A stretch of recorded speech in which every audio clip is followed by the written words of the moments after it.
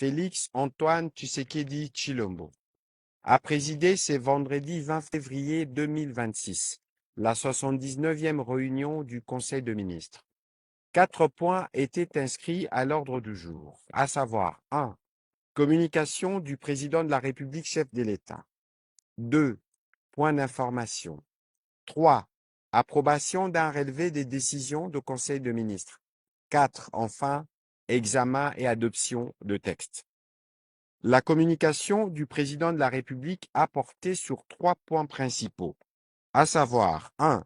Du financement urgent de la gratuité des accouchements et de la prise en charge du nouveau-né.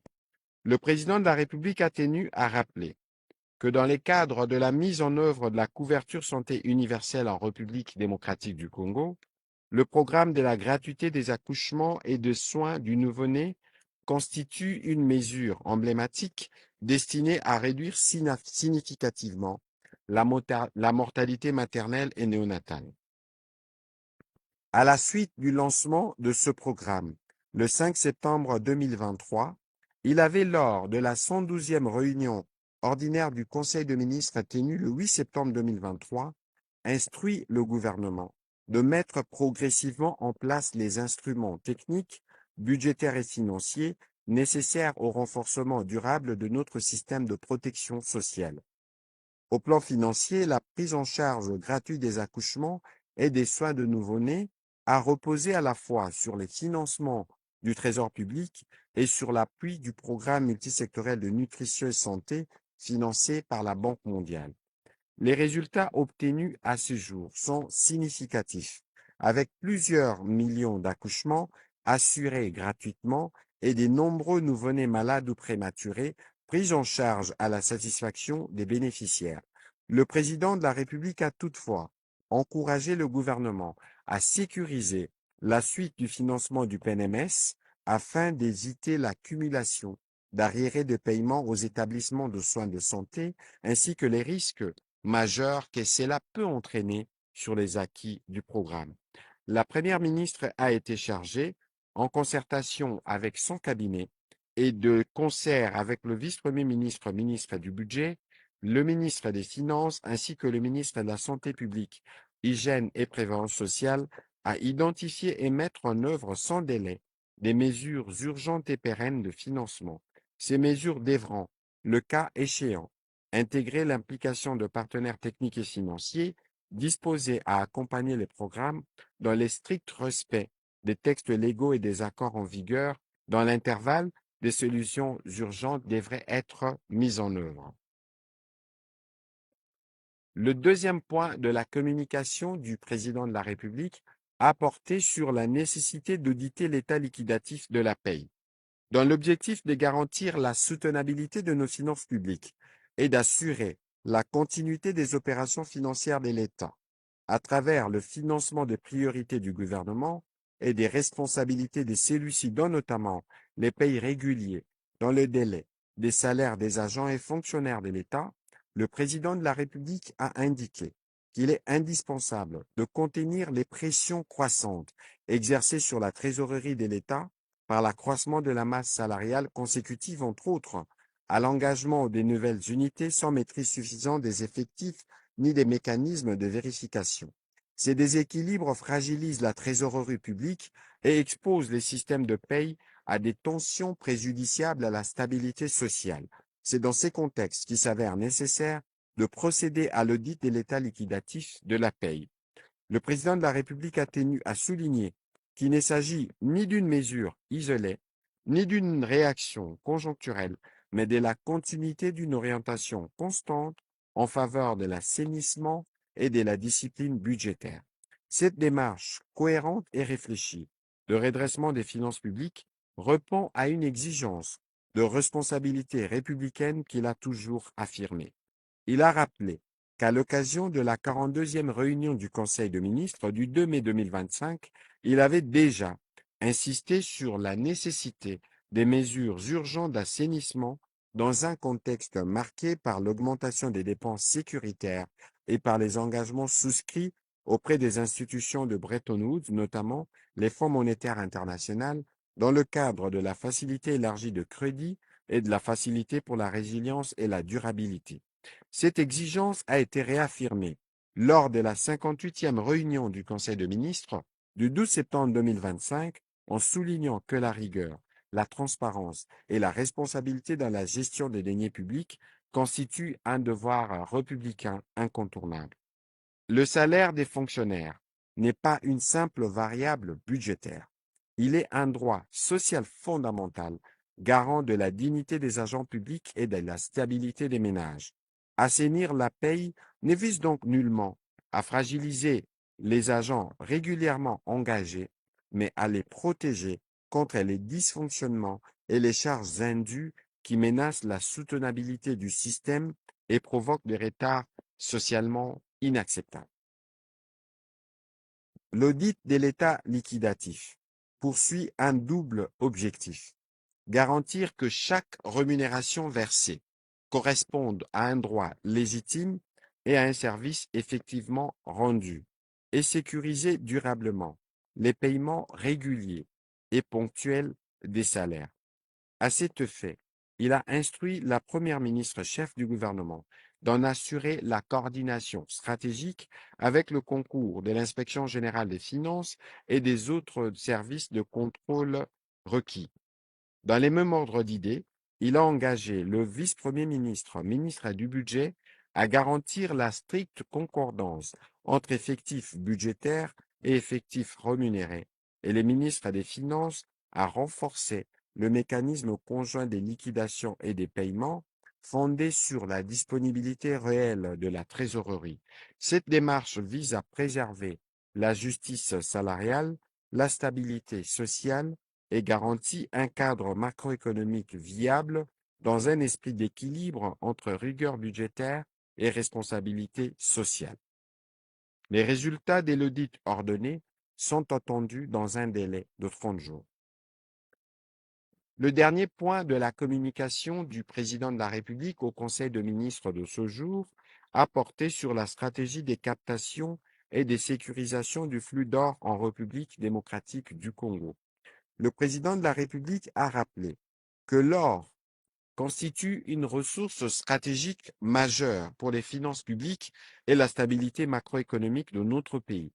Toutefois, une part importante de la production nationale échappe encore aux circuits officiels, en raison notamment de la prédominance de l'exploitation artisanale, de la porosité des frontières, des différentiels fiscaux avec certains pays voisins et des réseaux de commercialisation informels. Cette situation, a-t-il précisé, entraîne des pertes substantielles de recettes publiques, une sous-évaluation des exportations réelles, une fragilisation du contrôle des flux en devises, ainsi que de risques de financement des circuits illicites. Face à ces enjeux, la stratégie de captation et de sécurisation du flux d'or vise à intégrer progressivement la production artisanale et semi-industrielle dans les circuits officiels afin d'accroître durablement les recettes de l'État, de sécuriser les entrées des devises et de renforcer la souveraineté économique. Cette stratégie repose sur 4 axes principaux. La mise en place d'un système national de traçabilité et de centralisation de flux fondé sur l'identification des acteurs, l'obligation de vente via des comptoirs agréés interconnectés avec l'administration minière et la Banque centrale du Congo, ainsi que la centralisation des paiements dans les circuits bancaires officiels. L'instauration d'incitations économiques rendant les circuits officiels plus attractifs que le marché parallèle à travers un ajustement ciblé de la fiscalité, un mécanisme de prix indexé sur le cours international et des paiements rapides et transparents aux producteurs. Le renforcement ciblé des contrôles au point de sortie stratégique, appuyé par des audits réguliers, une supervision accrue des agents exposés et la coopération avec les services de lutte contre les flux financiers illicites. La consolidation de la coopération régionale par l'échange d'informations douanières et l'harmonisation des mécanismes des certifications afin d'éviter les déplacements de flux vers les frontières les plus permissives. Au regard du caractère stratégique de la filière aurifère, Le président de la République a instruit, sous l'encadrement de la Première ministre avec le concours de son cabinet, le vice-premier ministre, ministre de l'Intérieur, celui de l'économie nationale, le ministre des Finances et celui des Mines, ainsi que celui du commerce extérieur, d'élaborer et de mettre en œuvre sans délai une stratégie intégrée, cohérente et opérationnelle de captation, de traçabilité et de sécurisation des flux d'or en vue de préserver les intérêts économiques et financiers de l'État et de lutter efficacement contre la fraude et la contrebande. Dans la suite de la communication du président de la République, la première ministre chef du gouvernement a évoqué quant à elle la nécessité du renforcement des services de santé et des services essentiels dans le contexte de conflit dont la protection demeure au centre des préoccupations du gouvernement. À cet effet, elle a lancé le 17 février 2026 l'ouverture de la table ronde de haut niveau sur cette problématique, organisée conjointement par le chef des délégations du Comité international de la Croix-Rouge et de la délégation de l'Union européenne. Les membres du gouvernement intervenant au sein du cadre national de coordination humanitaire y ont également pris part.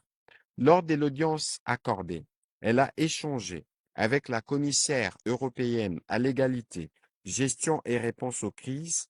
Ensemble, elles ont rappelé la nécessité du respect du droit international humanitaire au regard de la situation dans l'Est. La commissaire européenne a réitéré l'engagement de l'Union européenne aux côtés des autorités gouvernementales, plus particulièrement en ce qui concerne le soutien au cessez-le-feu et la mise en place de couloirs humanitaires effectivement opérationnels, et ce pour la recherche de solutions durables et sécurisées. La Première ministre a réaffirmé l'engagement de l'État congolais en matière de respect de droit international humanitaire et la disponibilité du gouvernement pour apporter sa contribution à l'aide humanitaire en soutien à l'équipe humanitaire de la RDC. En rapport avec l'annonce de la commissaire européenne d'un déblocage de 81 millions d'euros, 68 sont destinés au financement de l'aide humanitaire à l'intérieur de notre pays et 13,2 au soutien des mesures régionales d'aide aux réfugiés et à la préparation aux catastrophes dans l'ensemble de la région de Grand Lac. Pour une gestion judicieuse de ces fonds, elle a demandé aux membres du gouvernement qui siègent au sein du CNDH, particulièrement le vice-premier ministre, ministre de l'Intérieur, la ministre d'État, ministre des Affaires sociales, ainsi que les ministres de la Santé publique et celui de la Recherche de ressources hydrauliques et électricité, chacun en ce qui le concerne, de mettre en place des équipes de coordination provinciale, notamment à Ouvira et à Béni, dans le cadre du renforcement de la présence de l'État et de la restauration de l'autorité de l'État, de renforcer la collaboration avec l'équipe humanitaire de la RDC afin de retenir de commun accord les actions concrètes en alignement avec le plan de réponse humanitaire 2026. S'approprier les principales conclusions de la table ronde susmentionnée pour leur mise en œuvre concertée tout en s'assurant de la responsabilisation des différentes parties prenantes. Et 4. Développer des mécanismes de communication et des suivis appropriés à tous les engagements et résolutions pris.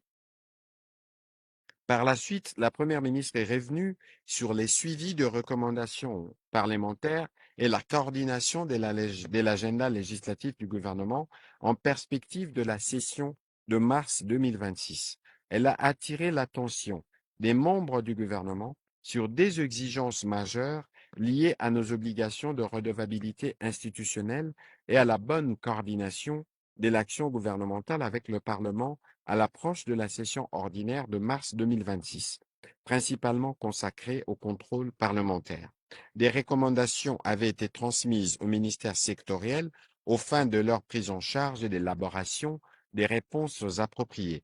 C'est ainsi qu'en perspective de la session parlementaire à venir, elle a insisté sur la nécessité de transmettre en temps utile les différentes initiatives législatives portées par les membres du gouvernement pour leur inscription dans l'agenda législatif. Elle compte sur l'engagement et la diligence de chacun des membres du gouvernement afin de garantir une coordination efficace avec le Parlement. Au deuxième chapitre du Conseil de ministres de ce jour, relatif aux points d'information, État et administration du territoire, le vice-premier ministre, ministre de l'Intérieur, a présenté au Conseil les rapports sur l'État et l'administration du territoire.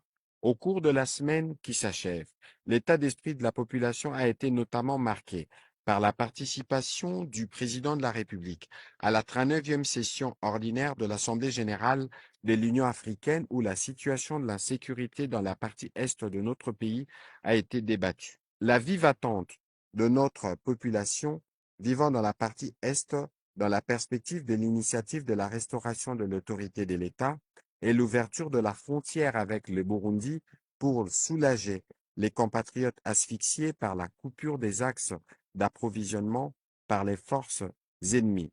La satisfaction des sportifs congolais et des amoureux du foot en particulier, consécutive à la décision de la FIFA rendue publique le 16 février 2026, déboutant la Fédération nigériane de football qui contestait l'alignement de plusieurs joueurs binationaux congolais lors du match de barrage du Mondial 2026. Sur le volet administratif, le vice-premier ministre a informé le Conseil qu'il a supervisé les transferts des données biométriques collectées lors de la dernière opération d'enrôlement des électeurs entre la Commission électorale nationale indépendante et l'Office national d'identification de la population à l'occasion d'une cérémonie officielle intervenue le 19 février 2026. Le Conseil a également été informé de la poursuite de l'opération Ndobo notamment dans la province du Haut-Katanga, sur l'axe Lubumbashi-Likasi, au village de Ndumbe spécifiquement, où 76 présumés criminels ont été arrêtés. Quant à Kinshasa, les présumés bandits urbains transférés devant les juridictions continuent à être jugés. Ceux qui sont condamnés sont transférés dans les prisons à haute sécurité. Le vice-premier ministre a aussi donné rapport de l'atelier qu'il a animé avec les experts de ministères sectoriels concernés en présence de la ministre d'État, ministre des Affaires sociales, ainsi que des représentants de la ville de Kinshasa, en vue de l'élaboration d'un projet d'intervention d'urgence relatif aux effets collatéraux de la démolition et à la réinsertion communautaire et sociale des sinistrés de Pakadjouma et Kawele. À l'issue de cet atelier, un projet d'intervention d'urgence a été adopté visant l'assistance et la réinsertion communautaire de plus de 20 000 ménages provenant de Pakadjouma et de ces deux sites sont également concernés par ces processus, les habitants des sites de Baramoto et Kawele. À cet effet, une commission interministérielle ad hoc a été mise en place afin d'assurer la coordination et le suivi de cette action dont l'objectif est de sécuriser les populations, de prévenir les risques et de restituer les espaces appartenant à la Société nationale de transport et ports, ONATRA. Toujours sur ces chapitres sécuritaires, le vice-premier ministre, ministre de la fonction publique, représentant les vice-premiers ministres, ministres de la Défense nationale en mission, a passé en revue la situation sécuritaire et opérationnelle sur les différents fronts. Dans les provinces du Nord et du Nord Kivu et du Sud Kivu, les attaques ennemies ont été repoussées par les unités terrestres de nos forces armées. De même, elles ont fait échec aux attaques ciblées de nos vecteurs aériens. Cette situation a ainsi conduit à plusieurs éditions de hommes en uniforme du côté de la coalition RDF-AFC M23. Face à la persistance de la menace des ADF-MTM dans la province de l'Ituri et dans l'espace Grand Nord au Nord Kivu, les forces armées poursuivent l'opération de neutralisation des djihadistes dans la zone comprise entre les territoires de Beni et d'Irumu. S'agissant du mouvement insurrectionnel CRP de Thomas Lubanga, la pression exercée par nos forces armées ont conduit à la reddition de plusieurs insurgés.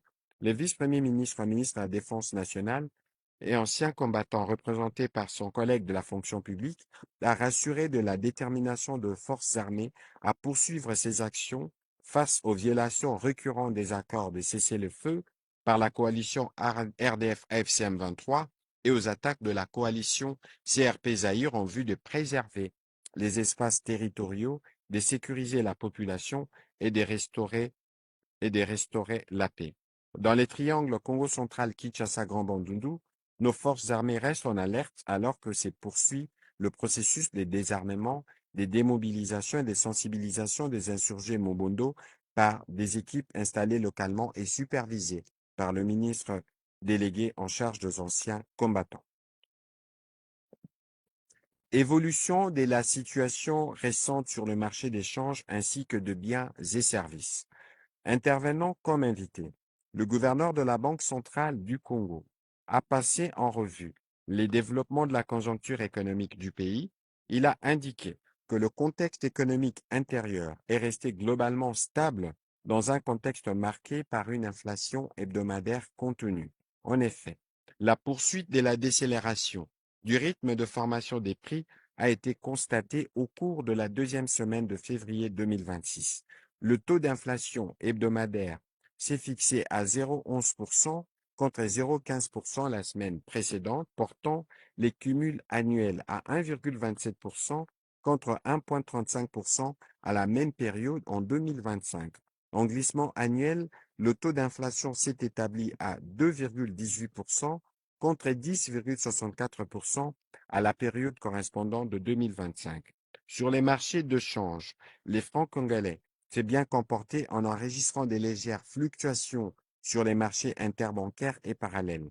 En rythme hebdomadaire, les cours mondiaux des principaux produits de base intéressant l'économie congolaise se sont globalement bien comportés.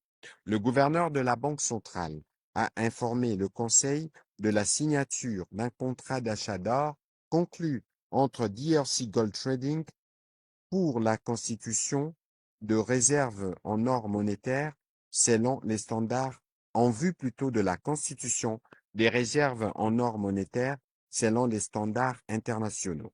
Il a conclu son intervention en réitérant ses recommandations pour, notamment, au gouvernement pour la perception des impôts, taxes et redevances en monnaie nationale uniquement afin de soutenir la demande du franc congolais et la poursuite des efforts visant la mobilisation de ressources intérieures.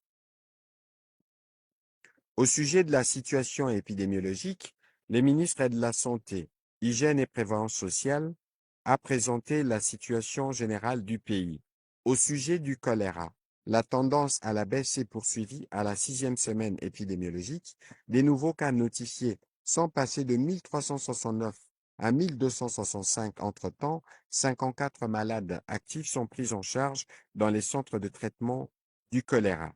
Une vigilance particulière est requise pour le cas observé à la prison de Makala notamment. Au sujet du Mpox, la tendance à la baisse s'est aussi consolidée au cours de la semaine sous examen. Les nombres des nouveaux cas suspects a chuté de 231 à 163 par rapport à la semaine précédente. Les actions menées en termes de riposte sont renforcées, surtout vers le Haut-Katanga. Note d'information relevant du secteur de la fonction publique. Le vice-premier ministre, ministre de la fonction publique, a présenté au Conseil la note sur la poursuite du processus de mise à la retraite des agents de carrière de services publics de l'État. Il a annoncé la sortie prochaine d'une 4e vague de retraite pour un effectif de 1200 agents de carrière de services publics de l'État et dont les actes déjà apprêtés seront incessamment transmis pour sanction aux autorités compétentes. Le vice-premier ministre, ministre de la fonction publique, a rappelé que ces processus de mise à la retraite est un levier essentiel dans l'atteinte d'autres objectifs stratégiques du gouvernement. En ce qui concerne notamment le rajeunissement compétitif et qualitatif des ressources humaines de l'État, en ce sens que la chance est désormais donnée à toutes les filles et à tous les fils du pays d'entrer dans l'administration publique grâce à leurs mérites. L'avancement en grade, notamment pour les plus méritants, et a passé des décennies sans bénéficier des titularisations, encore moins de la promotion.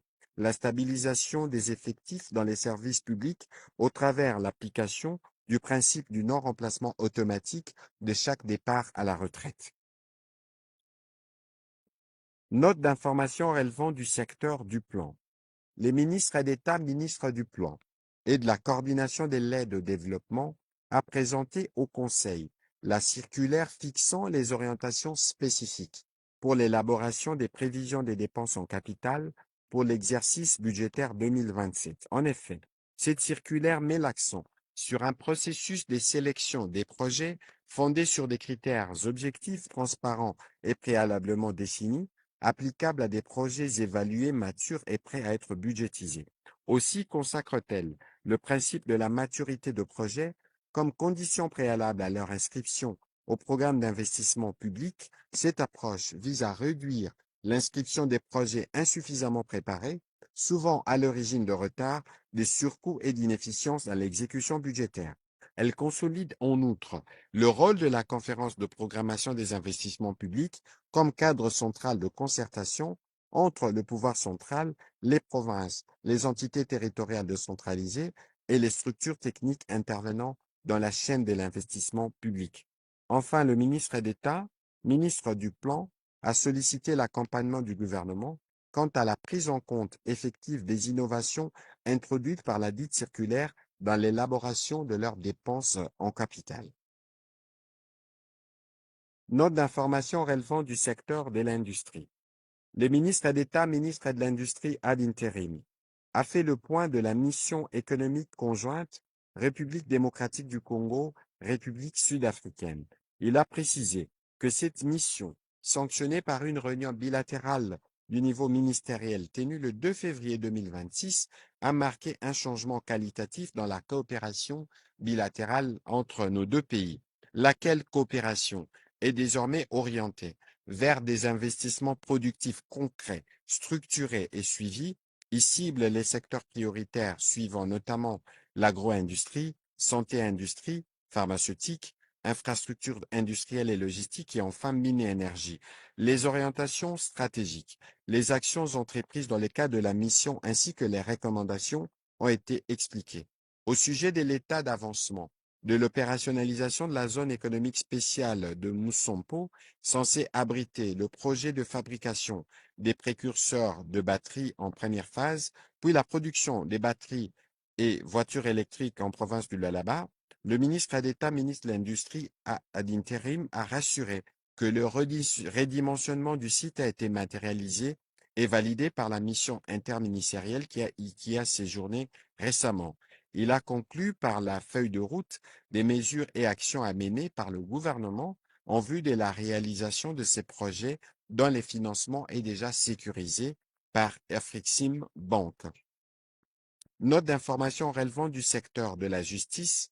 Pour sa part, le ministre d'État, ministre de la Justice et garde des Sceaux, a informé le Conseil de la reprise des activités du Fonds spécial des réparations et d'indemnisation aux victimes des activités illicites de l'Ouganda en République démocratique du Congo, FRIVAO, conformément aux décisions prises lors du Conseil de ministres du 24 janvier 2026. Cette reprise d'activité, a-t-il précisé, s'effectue en deux phases. La phase d'indemnisation collective, les versements aux communautés et groupes des victimes identifiés débutent immédiatement. Cette phase répond aux besoins urgents des populations affectées par les activités illicites de l'Ouganda en RDC.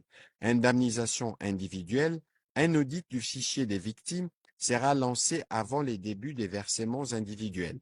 Cet audit permettra de vérifier l'éligibilité des bénéficiaires et d'assurer une répartition équitable et transparente des indemnités.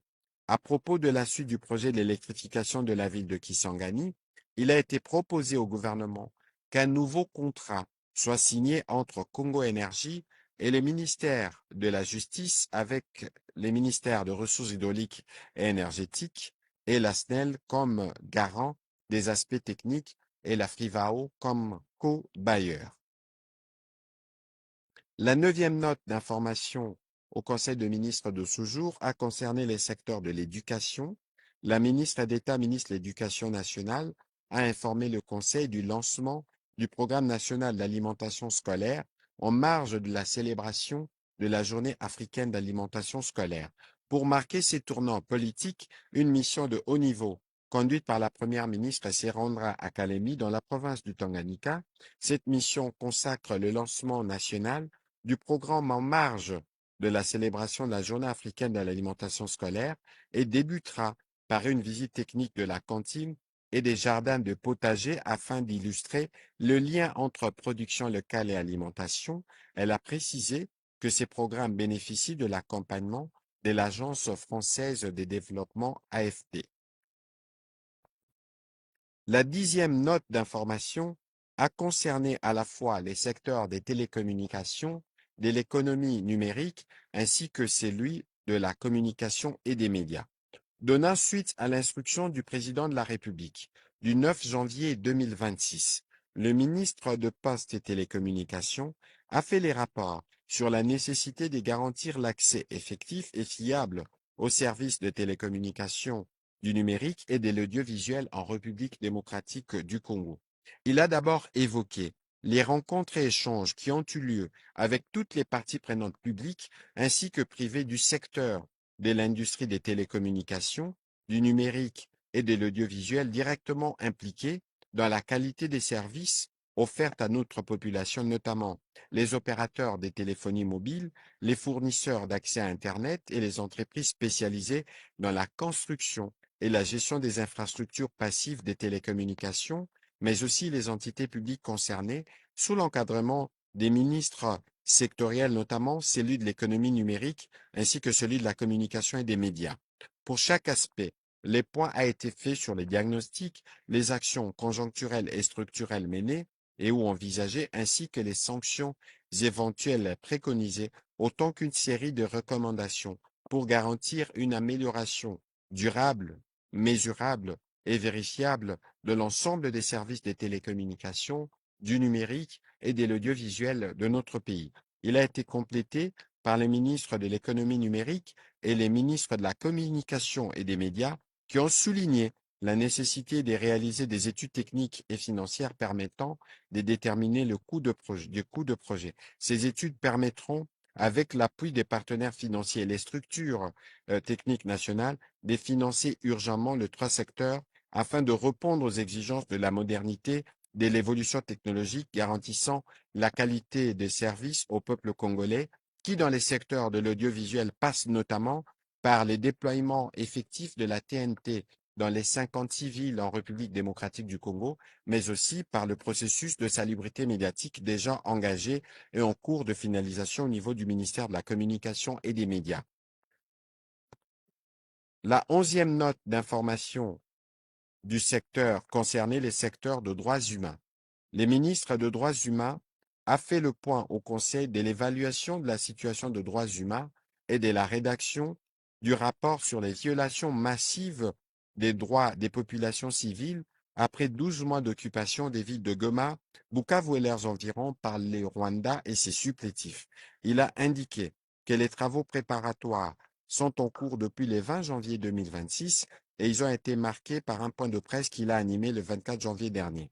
Ce travail se fait avec le concours de la Commission nationale des droits de l'homme, du Bureau conjoint des Nations unies aux droits de l'homme et de la société civile, représentés principalement par les réseaux des défenseurs de droits humains des provinces du Nord Kivu et du Sud Kivu, ainsi que de la CAJ, de la ZADO et de la nouvelle société civile. Les experts de différents ministères concernés par cette question participeront également à la rédaction proprement dite du rapport. À la fin de travaux, un rapport détaillé, un rapport synthèse sera publié dans le respect des normes des protections des témoins ainsi que des victimes. La dernière note d'information du Conseil de ministres de ce jour a concerné les secteurs du genre. La ministre du Genre, Famille et Enfants a informé le Conseil de l'organisation des activités du mois dédié à la femme, donc le mois de mars qui commence dans les prochains jours, qui sera aussi marqué par les activités célébrant la promotion et les droits des femmes. En effet, les thèmes internationaux retenus pour cette année, à savoir droit, justice, action pour toutes les femmes et les filles, est décliné au niveau national sous les thèmes droits garantis, autonomisation durable pour toutes les femmes et les filles en République démocratique du Congo. En marge de la célébration du 8 mars, a-t-elle indiqué, il se tiendra à New York aux États-Unis du 10 au 21 mars 2026, la 70e session de la Commission de la condition de la femme au siège de l'Organisation des Nations Unies. Les calendriers d'activités prévus par le ministère du Genre a été passé en revue. Ces activités visent notamment à renforcer la promotion et la protection des droits des femmes et des filles, à mobiliser les partenaires techniques et financiers et à consolider les engagements nationaux et internationaux de la République en matière d'égalité de sexe. L'accompagnement du gouvernement a été sollicité quant à toutes ces notes d'information. Le Conseil de ministres en a pris acte. Au troisième chapitre du Conseil de ministres de ce jour, relatif à l'approbation d'un relevé des décisions, les membres du Conseil ont approuvé le relevé des décisions prises lors de la 78e réunion ordinaire du Conseil de ministres tenue les vendredis 13 février 2026. Au dernier chapitre du Conseil de ministres de ce jour, consacré à l'examen et à l'adoption de textes, deux textes ont été soumis à l'examen aujourd'hui. Il s'agit pour le ministre d'État, ministre de la Justice et garde de Sceaux, du projet d'ordonnance-loi portant autorisation de la prorogation de l'état de siège dans les provinces de l'Ituri et du Nord Kivu pour une période de 15 jours prenant cours le 3 mars 2026. Après débat et délibération, le Conseil a adopté ces projets d'ordonnance-loi. L'autre texte soumis à l'examen au Conseil de ministres de ce jour a été soumis par le ministre d'État, ministre de la Formation professionnelle, le projet de décret portant mise en œuvre de la politique nationale de la formation professionnelle. Ces textes consacrent la formation professionnelle comme un levier efficace de croissance économique et d'insertion sociale, capable de doter notre pays d'une main-d'œuvre compétitive et qualifiée, répondant aux standards nationaux et internationaux. Il confirme ainsi la vision claire et les orientations stratégiques du gouvernement face aux défis majeurs du développement socio-économique et des besoins urgents du marché de la main-d'œuvre congolaise qualifiée. Après débat et délibération, cet autre texte a été adopté. Commencé à 14h30. La réunion du Conseil de ministres a pris fin à 16h45. Je vous remercie.